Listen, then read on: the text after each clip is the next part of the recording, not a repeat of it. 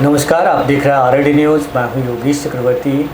पटना कोतवाली थाना परिसर में दशकों से मुस्लिम समुदाय के लोग नमाज अता करते आ रहे थे, लेकिन पिछले दिनों एडिशनल एसपी ने इस पर रोक लगा दी है और कहा जा रहा है कि एडिशनल एसपी ने जो फैसला लिया है वो एक कानूनविद, पत्रकार और समाज सेवी प्रभाष चंद्र शर्मा की शिकायत पर लिया है।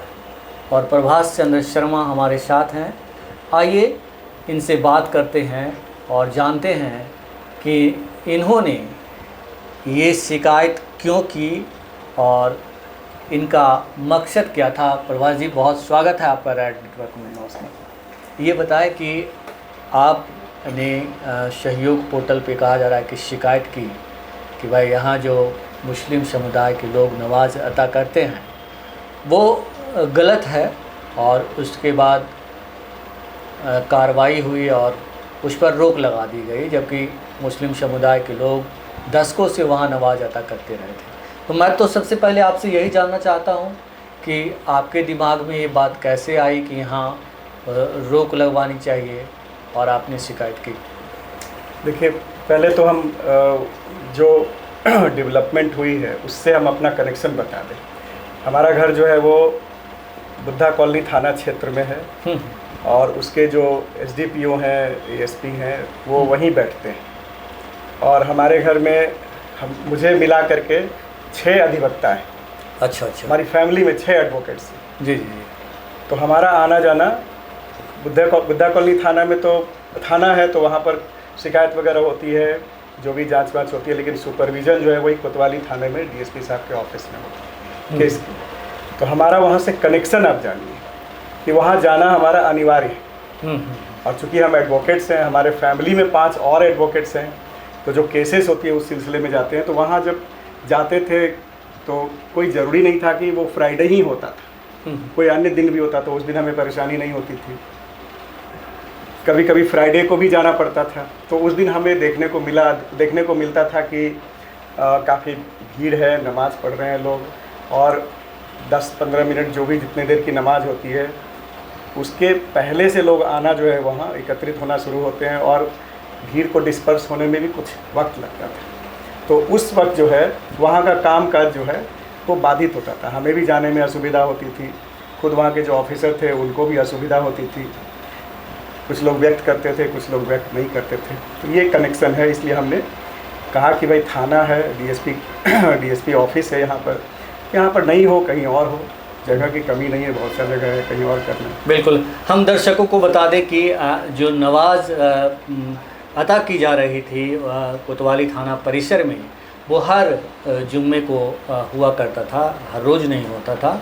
जुम्मे के जुम्मे वहाँ नमाज अदा होती थी और बड़ी संख्या में मुस्लिम समुदाय के लोग जुटते थे और वहाँ नमाज अदा करते थे। ये बताएं कि एक तो परेशानी की बात हो गई, लेकिन ये कहा जा रहा है कि ये जो दशकों से चली आ रही थी परंपरा, उस परंपरा पे आपने लगाम लगवा दिया, तो इसके पीछे का वजह कोई और? नहीं, कोई और वजह नहीं। चूँकि हम अधिवक्ता हैं तो कोशिश करते हैं कि जो भी काम हो वो कानून के दायरे में हो, नियम और कानून के दायरे में। तो नियम कानून यही कहता है कि किसी थाना में, किसी डीएसपी ऑफिस में या फिर किसी अस्पताल में कुछ ऐसी जगह है जहाँ पर कि इस तरह की आयोजन जो है ना हो, आपने किसी भी धर्म का हो। बिल्कुल। आपने कल कहा था कि भाई हम तो सिर्फ ये पहली बार नहीं किया था, इससे पहले भी हम लगातार पिछले 12-13 सालों से हम शिकायत करते आ रहे हैं, लेकिन कभी कार्रवाई नहीं की गई। तो क्या लगता है कि ये जो बीजेपी सरकार है, इसीलिए आनन फानन में आपकी शिकायत पे मतलब एक्शन हुआ? देखिए, सरकार जो है किसी एक व्यक्ति से तो नहीं चलती है ना, ये तो एक सिस्टम है। बिल्कुल। तो कोई अभी आए और वो अपनी जो है मर्जी चलाने लगे, ऐसा नहीं होता है। सिस्टमेटिक ढंग से जो है हुआ। शिकायत मैं पहले भी करता रहा था, चूँकि मैं बताया कि हमारा यहाँ पर अपना घर है और 40-45 साल से हम यहाँ पर रह रहे हैं। तो आना जाना लगातार बढ़ा। हमारे फादर भी जो है एडवोकेट थे, उनको अगर जोड़ ले तो हमारे फैमिली में मतलब वो तो अब नहीं रहे, तो 7 एडवोकेट हो गए। तो फादर भी एडवोकेट थे, उनके पास भी केसेस जो आए। नहीं वो तो ठीक है, लेकिन हम तो देखें कि आप पूर्व सीएम बिहार के पूर्व मुख्यमंत्री नीतीश कुमार के साथ भी तस्वीरें खिंचा रखी है, उनके साथ भी हमने बहुत सारी तस्वीरें आपकी देखी है। हम आपके बारे में रिसर्च कर रहे थे, तो उनसे भी आपकी निकटता रही है, लेकिन इसके बावजूद उन्होंने कभी आपकी शिकायत पे, या हो सकता है आपने उनसे कहा भी होगा, उस पर एक्शन नहीं हुआ। लेकिन अभी इस टाइम में अचानक से इस पे एक्शन हो गए, तो इसके पीछे बीजेपी की सरकार नहीं, देखिए हमारे पिताजी और हमारे माननीय पूर्व मुख्यमंत्री श्री नीतीश कुमार जी से उन लोगों का वैचारिक मित्रता थी उनकी। अच्छा, और हम लोगों का भी आना जाना था। हमारे भाई हैं, वो अभी भी जो है पार्टी का काम करते हैं। उनके बेटे हैं निशांत कुमार, उनका भी काम करते हैं। तो हम लोग पार्टी से आइडियोलॉजिकली जुड़े हुए हैं ये चीज़ें। और हमने कभी इसकी शिकायत जो है या फिर इस शिकायत को इन्फ्लुएंस करने की कभी कोशिश नहीं की। अच्छा, आप जो कारण जानना चाह रहे हैं, मैं कारण बता देता हूँ। नई सरकार जो बनी है उसमें सहयोग RTMS पोर्टल जो है वो लॉन्च हुआ है। इस पोर्टल की खास बात यह है कि तय समय में शिकायत अगर आती है और वो संबंधित पदाधिकारियों को जो है ट्रांसफ़र किया जाता है, और अगर तय समय में उस पर कार्रवाई नहीं होता है, तो कंप्लायंस अगर नहीं होती है, तो जो अधिकारी हैं, जो कंसर्न अथॉरिटीज़ हैं, उनके निलंबन तक का प्रावधान है इसमें। तो कार्रवाई होने की वजह ये है। जी जी जी। कोई दूसरी वजह जो है वो नहीं मुझे नहीं लगता। आप पॉलिटिकल व्यक्ति भी रहे हैं, चुनाव वगैरह भी लड़ते रहे। मैं 2019 में लोकसभा का चुनाव पटना साहिब से लड़ा, फिर 2020 में विधानसभा का चुनाव लड़ा बांकीपुर से, फिर 2025 में भी मैं चुनाव लड़ा। लेकिन आपने जो शिकायत की, उसके बाद जब एडिशनल एसपी ने ये फैसला लिया कि इसे परंपरा को ख़त्म कर देना चाहिए, एडिशनल एसपी कृष्ण मुरारी प्रसाद है ना, उन्होंने, तो हम मस्जिद में गए, मस्जिद के लोग काफ़ी डरे सहमे हैं, और उनका आरोप है कि भाई अभी तो यूपी और बंगाल के बाद अब बिहार में भी जो है सरकार जो है बुलडोज़र संस्कृति को बढ़ावा दे रही है। तो हम लोग डर से तो सहमे हुए हैं, क्या बोल सकते हैं, जबकि ज़मीन हमारा है वो। नहीं, देखिए आपका 2 प्रश्न है। ये कोई नई परंपरा कोई कायम नहीं हो रही है, कुछ आयात नहीं किया जा रहा है कहीं यूपी और वेस्ट बंगाल से, ऐसा कुछ भी नहीं है। और ये जो है कानूनी कार्रवाई इसको कहिए जी वो हो रही है, और इसमें कहीं कोई अगर आपत्ति है लोगों को, तो इसका लोग इसके खिलाफ जो है लोग जा सकते हैं। हर फोरम जो है वो खुला हुआ है, कहीं भी जा कर के शिकायत कर सकते हैं और इस चीज़ को फिर रिस्टोर करवा सकते हैं। दूसरा प्रश्न आपका है कि ज़मीन जो है वो उनकी है, तो उनकी ज़मीन है तो उनकी ज़मीन जो है वो अपनी ज़मीन वापस ले लें। जैसे फॉर एग्ज़ाम्पल, अगर मैं आपको मकान, अपना मेरा एक मकान है, मैं आपको किराए पर देता हूँ, लीज़ पर देता हूँ कुछ भी, तो हमारे पास ये अधिकार नहीं होता है कि हम जा कर के आपकी एक्टिविटीज़ जो है, आपके फैमिली में जो भी हो रहा है, जैसे आप रह रहे हैं, हम प्रतिदिन जा कर के या फिर कभी कभी जा कर के इंटरफेयर करें। मकान मालिक और किराएदार का जो रिलेशन होता है वही मेंटेन होना चाहिए। यहाँ भी अगर आपकी ज़मीन है, आपकी ज़मीन अगर गलत तरीके से ली गई है तो उसकी आप शिकायत करिए। अगर आपने स्वेच्छा से दिया है तो फिर दे दिया है तो फिर उसमें इंटरफेयर मत करिए। प्रभा जी, ये कहा जा रहा है कि ये जो मस्जिद है और उसके आसपास की ज़मीनें हैं वो सुन्नी वक्फ बोर्ड की है, और मोहम्मद इसादुल्लाह सुन्नी वक्फ बोर्ड के चेयरमैन हैं, जेडीयू से जुड़े हुए हैं। तो वो 2 तरह की बातें कर रहे हैं। एक तरफ तो ऑफ द रिकॉर्ड बातें करने पे वो मुस्लिमों के बहुत हितैषी होते हैं, लेकिन ऑन कैमरा या एक मीडिया कर्मी से बात करने पे वो अपनी बातें, अपनी टोन बदल लेते हैं और मतलब सरकार की भाषा बोलने लगते हैं। तो इसकी वजह क्या, राजनीतिक भाषा बोलने लगते हैं। तो इसकी वजह क्या है, सच्चाई क्या है? ये तो देखिए अपनी अपनी राजनीति करने की बात हो गई। एक्चुअली ज़मीन के बारे में आपको कुछ पता है कि सचमुच वो सुन्नी वक्फ बोर्ड का है?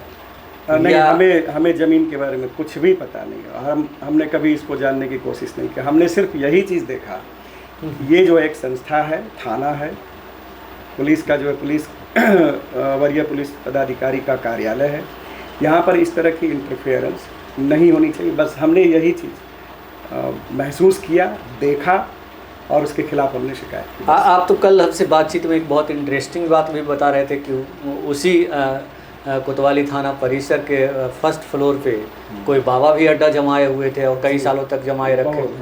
बहुत वर्षों से वो जमे हुए थे। तो उससे भी इंटरफेरेंस, वहाँ के जो है जो वर्किंग थी, फंक्शनैलिटी थी, उसको जो है दिक्कतें हो रही थी, उनको भी हटाया गया। नहीं तो ये कैसे संभव है कि किसी पुलिस स्टेशन में कोई जाके नवाज अता कर लेता है और फिर कोई बाबा जो है सालों तक अपना मतलब कुटिया बसा लेते हैं? तो ये कैसे संभव हो पाता है? कहीं ना कहीं जो पुलिस अधिकारी हैं, पुलिस महकमे में लोग बैठे हैं, उनकी मिली भगत होती है। मिली भगत, देखिए इन्फ्लुएंस तो काम करता ही करता है। लोग इसके प्रति जागरूक भी नहीं होते हैं। उनको लगता है कि चलो हो रहा है, हमारा क्या। अच्छा। पर्सनली वो जो है हरास नहीं होते हैं, पर्सनली वो अफेक्टेड नहीं होते हैं, तो उनको लगता है कि हम क्यों पचड़े में पड़ने जाएं, हम क्यों कंप्लेंट करें। हालांकि पुलिस विभाग को या फिर कोई भी विभाग है, उनको इन सब बातों का जो है संज्ञान लेना चाहिए। उनका जो है एक SOP होता है, जैसे बिल्डिंग कंस्ट्रक्शन डिपार्टमेंट है या फिर पुलिस भवन है, कुछ भी है, कार्यालय है, उसका SOP होता है, उसका पालन होना चाहिए। इसका पालन तो उन्हीं लोगों को करना है। हमने जो शिकायत की, इसकी नौबत आनी ही नहीं चाहिए। ये काम तो खुद उन लोगों को ही करना चाहिए। जैसे उन लोगों ने लग करके जैसे बाबा को निकाल दिया, वहाँ से हटाया, वैसे जो है आगे भी जो है इस तरह की कार्रवाई करनी चाहिए ताकि उसकी रिपीटेशन ना हो। ये सब काम तो उनको स्वयं करना चाहिए। हमने तो जो है क्या कहिए, उनकी शिथिलता और उनके इग्नोरेंस की वजह से जो है हमें लिखना पड़ा। तो आगे मतलब जो मुझे जानकारी है कि आप अक्सर समाज संबंधित चीज़ों को उठाते रहते हैं और PIL दायर करते रहते हैं। क्या है आगे के प्लान, क्या है आपका? आगे के प्लान अभी तो देखिए रिसेंट, इसके पहले जो है सिविल कोर्ट, आप जान रहे होंगे, पटना का सिविल कोर्ट, वो अंटा घाट से हो करके भी एक रास्ता है सिविल कोर्ट जाने का। वो रास्ता जो है हमेशा जाम रहा करता था ना। वहाँ के जो जजेज होते हैं वो भी समय पर नहीं पहुँच पाते थे, जो अधिवक्ता है वो भी समय पर नहीं पहुँच पाते थे, जो मुवक्किल है वो भी नहीं पहुँच पाते थे। यहाँ तक कि कैदी वैन को भी जो है इंटरफेरेंस, डिस्टर्बेंस होती थी। तो उसकी भी शिकायत हमने की, सुनवाई नहीं हुई। उसकी भी शिकायत हमने बहुत अनेकों बार की, सुनवाई नहीं हुई। फिर हमने अस्थायी लोक अदालत में एक वाद दायर किया, वहाँ पर हमने शिकायत की, उस पर सुनवाई हुई। उसके बाद उस रास्ते को जो है 1 वे किया गया। उसमें जो है ट्रैफिक पुलिस के जो है ऑफिसर थे, उन लोगों को जो है इस तरह का प्रस्ताव मिला कि आप इस जाम को जो है ठीक करने का उपाय सुझाइए। उन्होंने जो DSP साहब थे, उनने हमसे भी सुझाव मांगा और लोग जो थे कंसर्न, उनसे भी सुझाव मांगा। बात यही हुई कि इसको 1 वे किया जाए और 1 वे कर दिया गया। उसमें आदेश पारित हुआ, पंचायत बना हम लोगों का। ठीक है, अब कोई दिक्कत नहीं। तब आपको सिविल कोर्ट अगर जाना है तो आप अंटा घाट से ले करके सिविल कोर्ट के बीच कहीं नहीं फंसेंगे। नहीं तो पहले ये होता था कि बहुत सारे अधिवक्ताओं का जो है केस में हियरिंग होता था, सुनवाई होनी होती थी, वो वहीं पर जहाँ फंसते थे जाम में, वहीं अपनी बाइक छोड़ करके लॉक करके चले जाते थे। बिल्कुल। आखिरी सवाल कि आखिर बिहार के जो मुस्लिम समुदाय के लोग हैं वो डरे हुए, सहमे हुए और अपनी जुबान क्यों बंद रखे हैं? क्या वजह है इसकी? कहाँ डरे हुए, तो ऐसा कुछ कोई एग्जाम्पल इस तरह का तो नहीं आया। ये भी जो जिसकी आप जिक्र कर रहे हैं, जिस घटना का जिक्र कर रहे हैं, इसमें भी सब लोगों ने खुद स्वीकार किया है, कहा है, ऑन कैमरा कहा है कि ये आपसी सहमति से हुआ है, इसमें कहीं कोई दबाव या बिल्कुल, ये तो हमसे भी बता रहे हैं। लेकिन जब वो जैसे ही कैमरा ऑफ होता है वो कहते हैं कि हम लोग अगर जुबान खोलेंगे तो हमारे साथ कुछ भी हो सकता है, खतरे में हैं हम। नहीं, ऐसा बिल्कुल नहीं। ये सब बातें दिमाग से वो भी निकाल दें और बाकी लोग जो भी हैं वो भी निकाल दें। सोशल मीडिया का ज़माना है, आपकी जो समस्या है वो आप सोशल मीडिया पर डालिए। कोई अखबार आपका नहीं सुनता है, कोई मीडिया आपकी नहीं सुनती है, कहीं आपकी कोई ऑफिसर नहीं सुनते हैं, पदाधिकारी नहीं सुनते हैं, तो आप सोशल मीडिया पर भी डालिए। वहाँ से भी जो है उससे भी कार्रवाई होती है। सोशल मीडिया पर भी अगर आप अपनी शिकायत डालते हैं, चूँकि हर विभाग का पुलिस जी। प्रशासन का जो है सोशल मीडिया जो है बना हुआ है, अकाउंट बना हुआ है, इसलिए ऐसे डर वर वाली कोई बात नहीं, सब ठीक ठाक चलिए, है, बहुत हमसे अच्छे बात से रह करने रहे के हैं। लिए बहुत शुक्रिया प्रभास जी, थैंक यू। तो ये थे प्रभास चंद्र शर्मा जी, जिन्होंने सहयोग पोर्टल पर ये शिकायत की थी कि हर जुम्मे को मुस्लिम समुदाय के लोग कोतवाली थाना में नमाज अदा करते हैं और इसकी वजह से जो है पूरे थाना परिसर में अव्यवस्था का माहौल रहता है। इनके शिकायत के बाद एडिशनल एसपी कृष्ण मुरारी जी ने फैसला लिया कि इस पर हम तत्काल रोक लगा रहे हैं और दशकों पुरानी परंपरा जो है प्रभास चंद्र शर्मा की एक शिकायत के बाद ख़त्म कर दी गई और इसको लेकर अभी कई सारी बातें उठ रही है, लेकिन फ़िलहाल सब कुछ चल रहा है। बने रहिए हमारे साथ, हमें फेसबुक पर फॉलो करिए, यूट्यूब पर सब्सक्राइब करिए। धन्यवाद।